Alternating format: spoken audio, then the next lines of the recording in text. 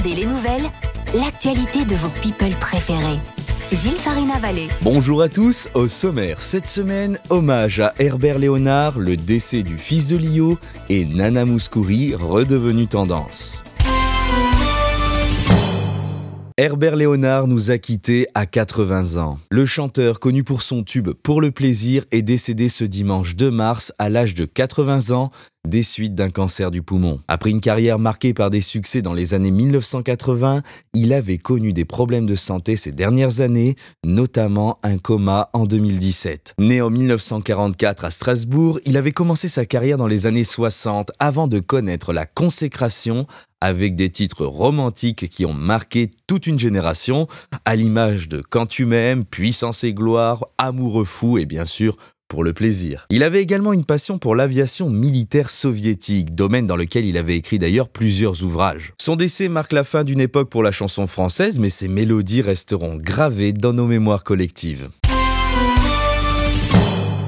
Le fils de Lio est décédé. Un drame a touché la chanteuse Lio cette semaine. Son fils Diego, âgé de 21 ans, a été retrouvé mort immolé par le feu dimanche 3 mars au Tremblay en France, en Seine-Saint-Denis. Le jeune homme, porté disparu depuis la veille, aurait mis fin à ses jours en pleine rue, non loin de l'aéroport de Roissy. Sa famille, inquiète pour sa santé mentale, avait lancé un appel à témoins sur les réseaux sociaux dans l'espoir de le retrouver. Une enquête a d'ailleurs été ouverte pour éclaircir les circonstances du drame.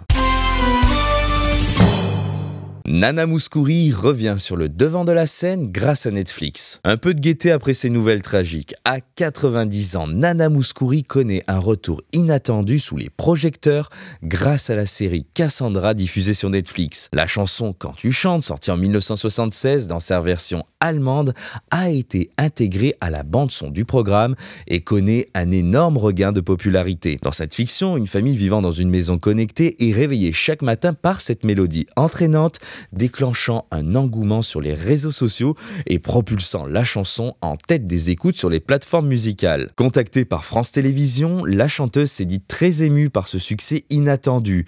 Je cite, « C'est une joie de savoir que les auditeurs aiment encore mes chansons. » Une belle manière pour elle de fêter ses 90 ans. C'est tout pour ce numéro de Demandez les nouvelles. À la semaine prochaine.